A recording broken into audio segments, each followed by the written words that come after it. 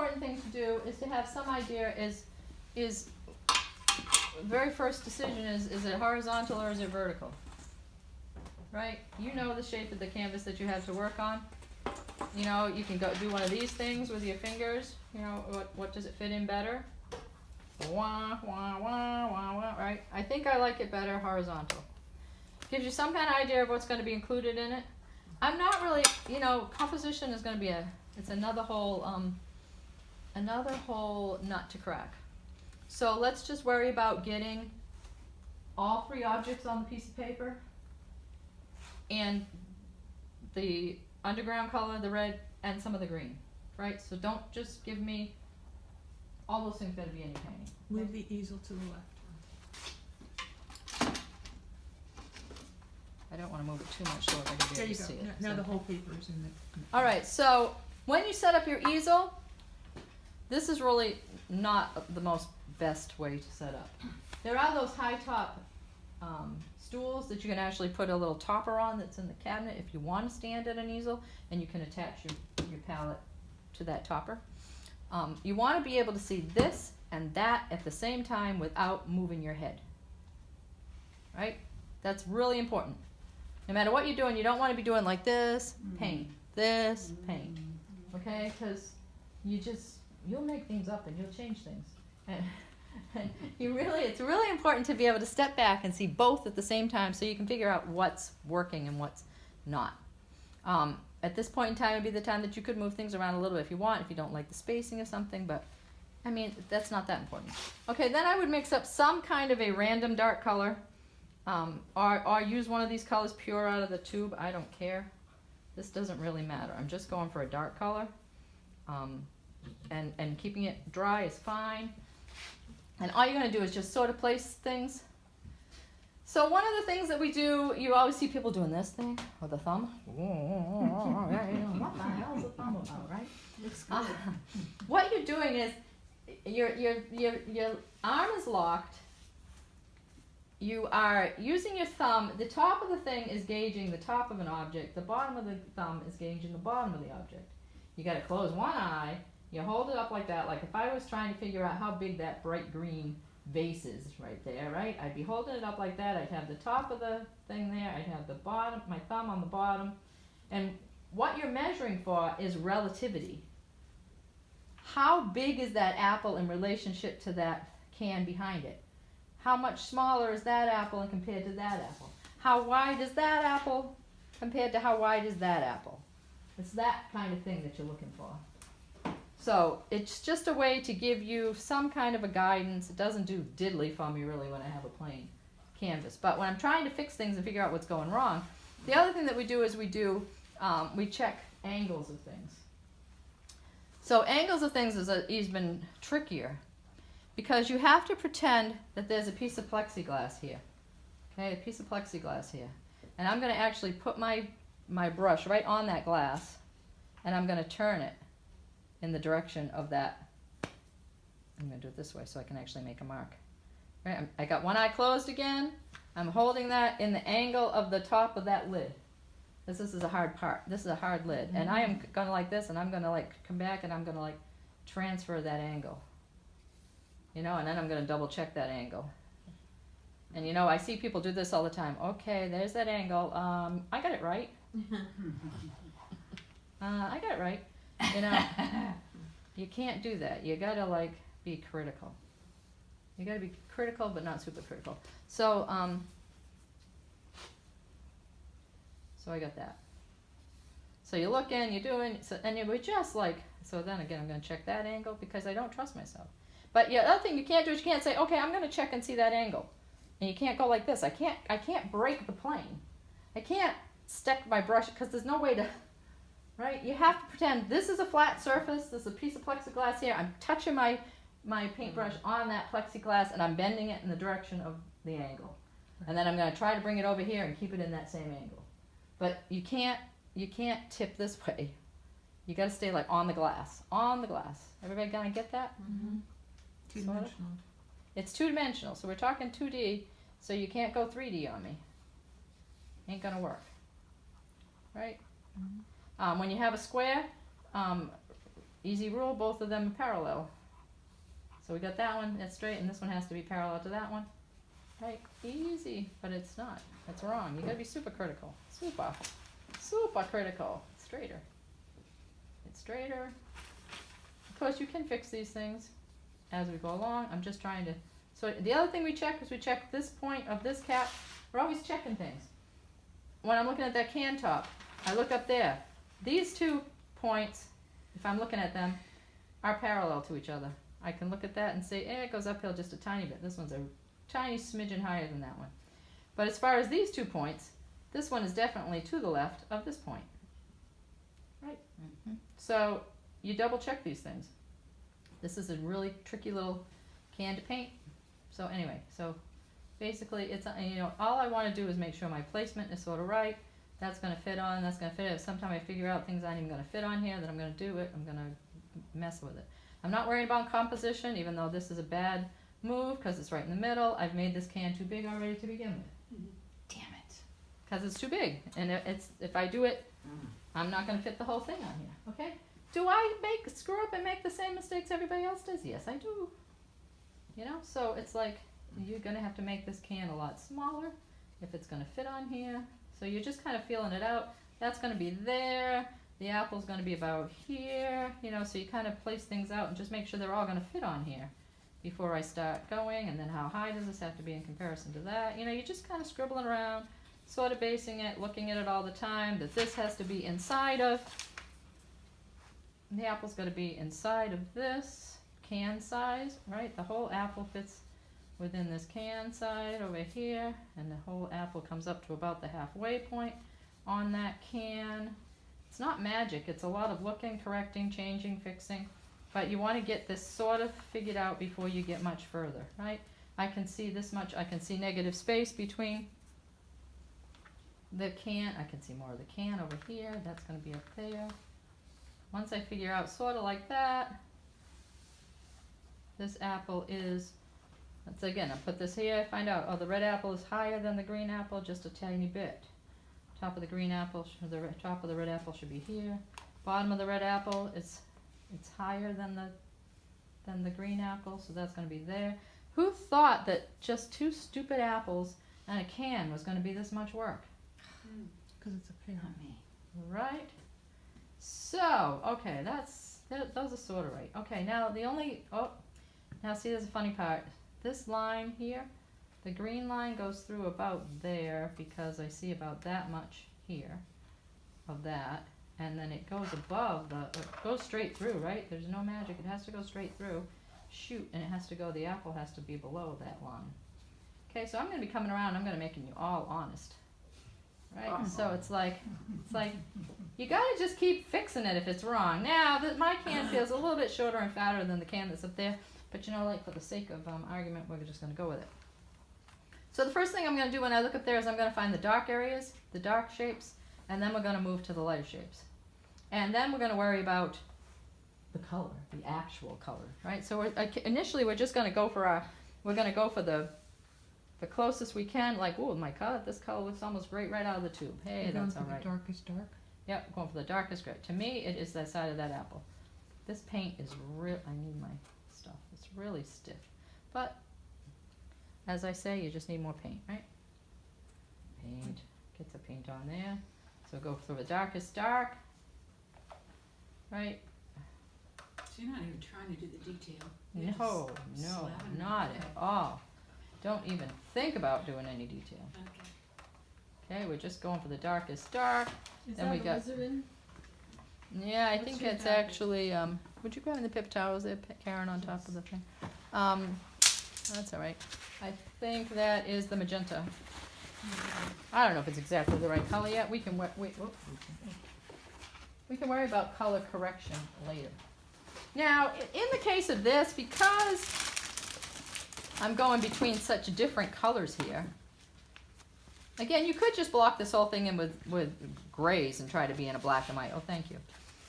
This You stuff, said your paint was stiff? I know, I really like this stuff. Solvent-free gel is really nice. I bought that a long time ago because you suggested it, but I use water mixable. Oh, So, well, you could use it with that. You just couldn't clean up that. right. You just can't clean up afterwards with it, right? Is that about the same as Neo McGill? Yeah, the Neo Megaglyph is really nice for like glazing. I know. I don't know if they. I think the Gal Kid. It's more like. Well, this is Gamblin's, so this is more like just their regular Gal Kid. I'm not sure what the. Look at that. Whew. The apple in the sky. So we can get Okay. we can get there both ways for to go the With green. this, so I can see how she's painting Ah. it. Here, I'll do She's it. gonna have to move Can out I of the way. step in front of you?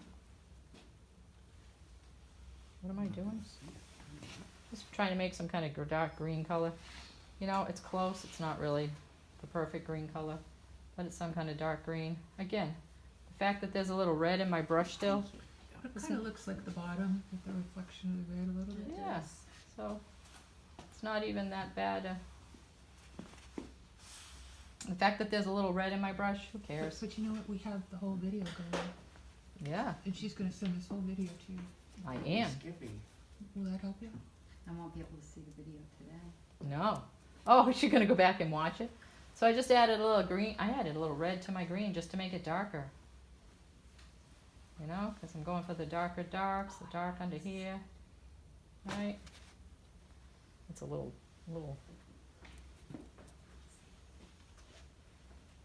You know, there's a certain point in time where it's going to look like crap. Mhm. Okay? I want you guys to embrace that. The crapness. Yeah. What was that word? Crap. Crap. Crap. Crap. Oh, Yeah. it's the word of the day. Yeah. Oh, crap. Crap. You know, so it's just like blocking in the colors. And I can fix the colors after. I'm going to fix the colors after. I'm going to make them better. I'm just worried about shape and how dark and how light it needs to be. This is weird paper. Sorry, guys that are working on it. What kind of paper is it? That is just a canvas. It's just a primed canvas, but it's Is it that Frederick stuff? no, it was a roll of something that I had at my You studio. didn't gesso it, huh? I didn't put another coat of gesso on it. Maybe that's it. Probably would like it. I probably would like it. How quick does that gesso dry when you put it on? It takes quite a while. Does it? Yeah. So you should really prime a bunch in advance. Yeah. It doesn't dry so easy. What's quite a while, like a day? Yeah, longer than you have here. The other thing I like to do is mix my colors with a palette knife because it helps you get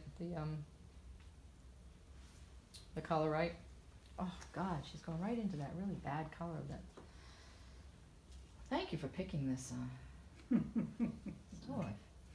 I think you picked it. No, I didn't. Oh, you didn't? Karen set it up. Oh. Karen set it up. Set you up with a challenge. She did. She's gonna paint it after, so.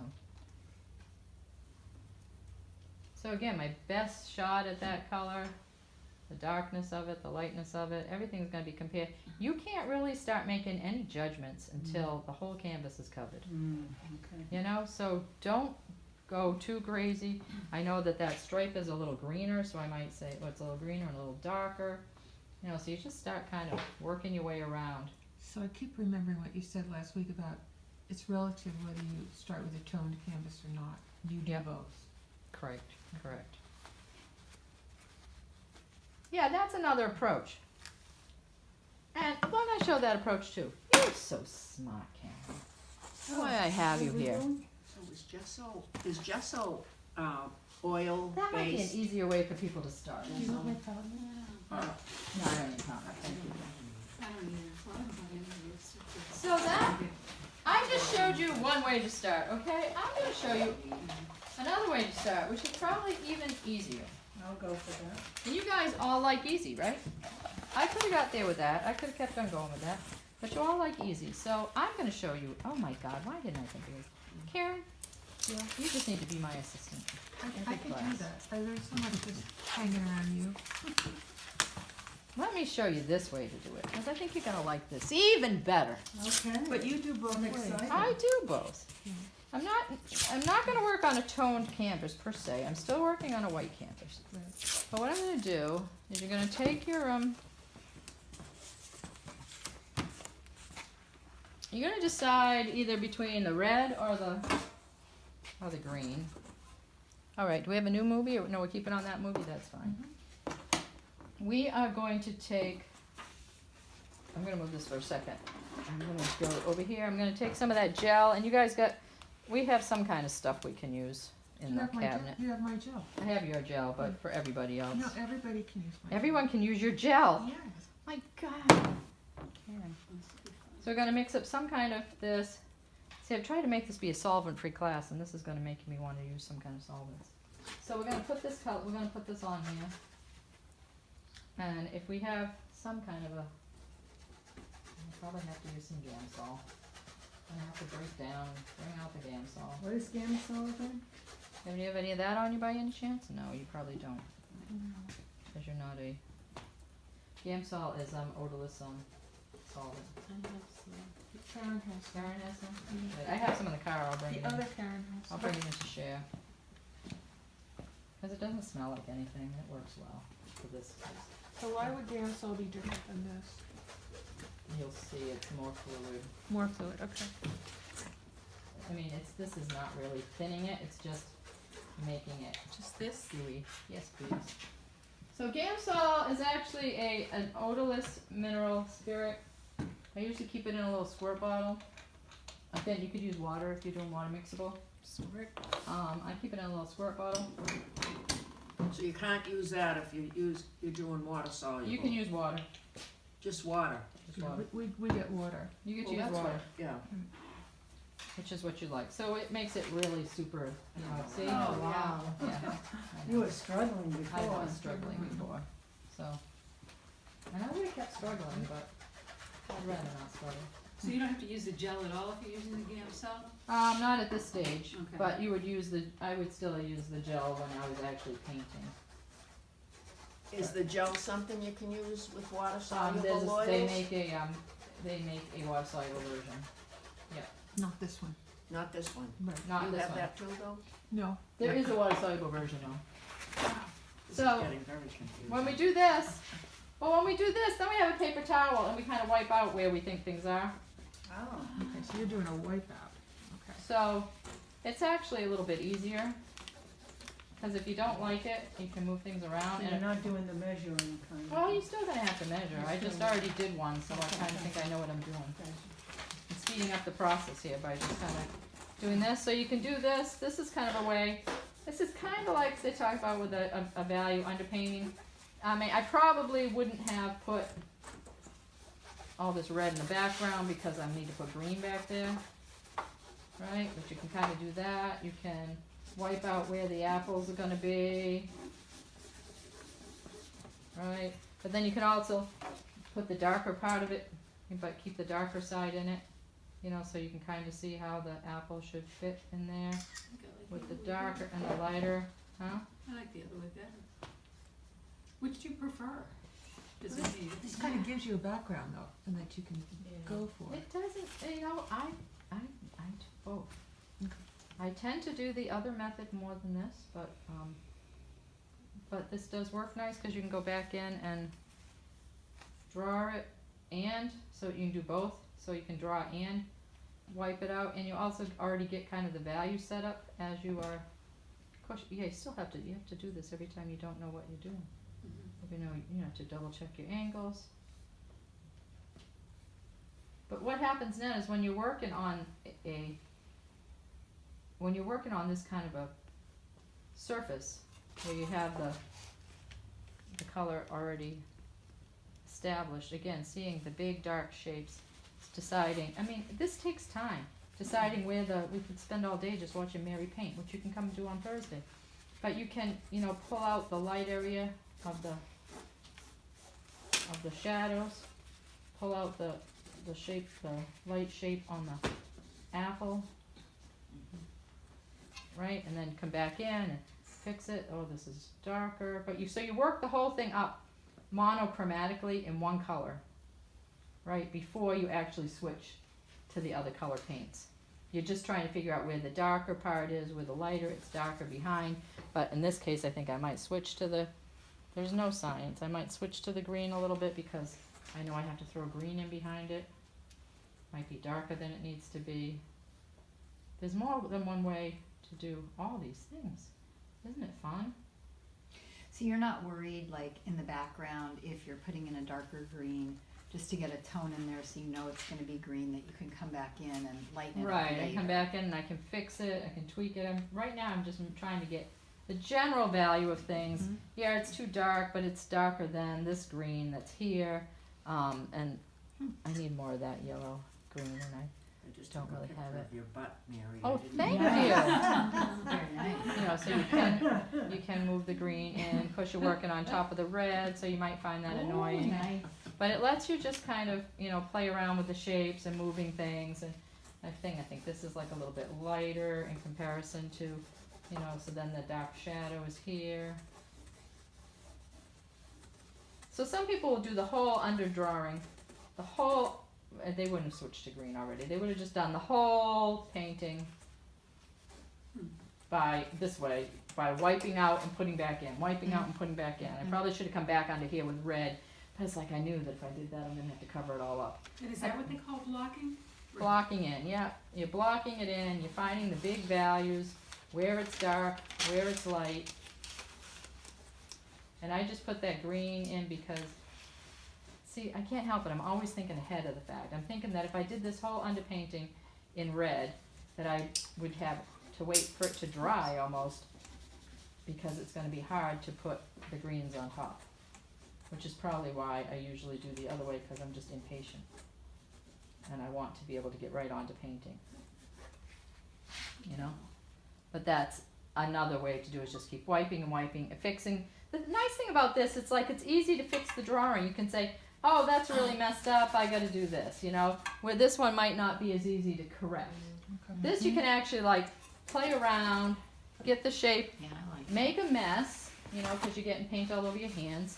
Wear gloves. But you really get to like play around and make sure this shape, this is a very light shape, right? Again, you're not working, where before I was working from dark to light, now I'm actually more like working from a mid-tone, and then I'm pulling out the lighter colors, and then put back in the darker colors, right? So figuring out, I'll stay in the reds just because this is really technically how you would do it, is you would do the whole thing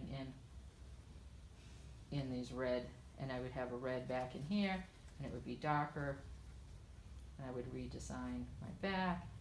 So you just be a push and pull until, I wouldn't actually start putting in the detail of the objects until the values were established and the shapes were established correctly. It helps me if I just do this, to give a good comparison to Yeah, remember. it's a big difference. Yeah. It really is a different way of working.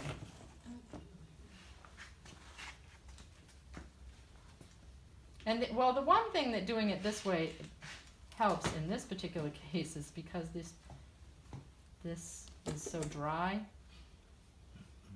You might want to at least put a little bit of a mixture of this this solvent gel with a little solvent, and just like rub it on this. The people that are using my materials, just rub it on your, or if your materials are dry, you know, just rub it on a little bit. But sometimes that can cause you grief too. So it's like live and learn. You got to figure out what works for you. You know, so you're just kind of playing around, and I'm being aware of the fact that this has to. For me, I can see this pink area above. I can see the tabletop comes above the apple. It's a constant like correcting.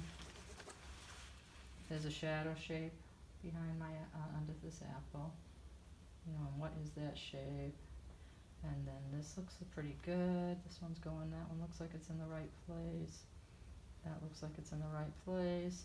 The can does come up in the middle of this apple here. When it comes down, it gets, I don't see it behind the edge of this apple. So that's in the right place. This can intersects this apple like right about there. That's in the right place. This is in the middle. It's in the right place. You know, once I feel like I got everything. Now to add on top of this the complication of I should have actually set this up in some way that was pleasing or interesting, we're not even going to worry about that, okay? Because that's just, It's not about composition. it's not about composition today, because we only have I've used up all this time. We don't even have that much time. So see, so I'm double checking those things. Relationship wise, before I start, you don't hone in and start painting one damn apple in complete detail before you know for sure everything fits on here. I got a horizon, I have a green part, I have a red part, you gotta make sure everything fits. You know, this is such an advantage to oil over acrylic, because Karen, you would have to share this. Doesn't acrylic dry too fast to do this? Yes. Yeah. Well, you mix it, Unless you use, you mix it with water, you slow it down. With acrylic, mix it with, well, Acrylic you can mix with water, right? do you? Yes. Mm-hmm. On medium. Again, and then it'll be just tweaking how dark, how light. Is this in the right place? I do tend to work this way more than I do that way, but I see the pros and cons of both. And then sometimes I just throw a bunch of junk on, see what sticks. But this again, I double check everything before I start to noodle anything. I'm going to make sure the big things are there. This line here, from where I stand, it changes from where you are. It comes down, it intersects the apple at that point. About this much of the apple sticks beyond the thing. Then the apple comes back in. All these little things I'll adjust as I go along. The apple has a kind of a weird square bottom. I got that on there. It comes up here. It comes just about where this midline is on mine, which is a bad compositional setup. But you know what? That's not what this is about. It's accuracy, okay? This edge of this apple just about lines up with the edge of this can. I'm checking that is right. This line here, the bottom of the can intersects the apple at about the halfway point, a little bit above the halfway point. So now I got an issue over here. This apple is too high.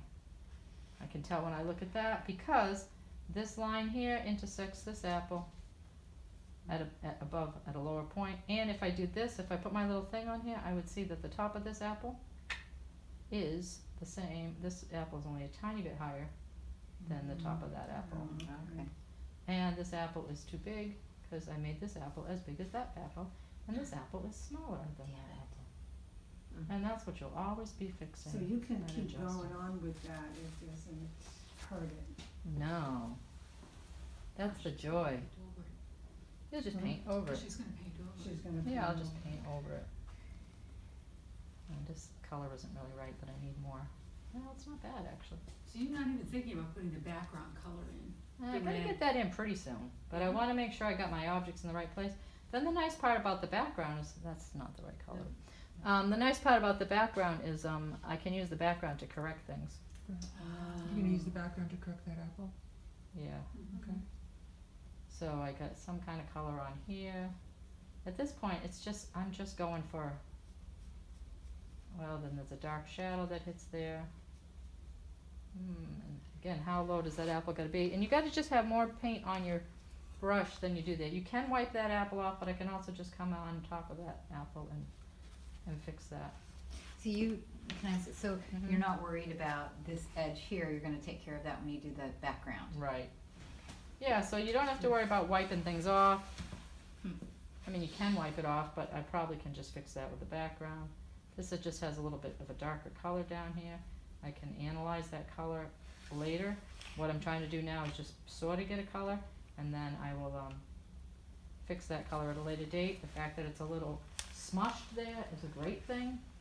You don't have to have everything be so precise at this point, right? You don't want to have it look like it's like drawn out in color like a coloring book. These are what we call lost edges. You want lost edges.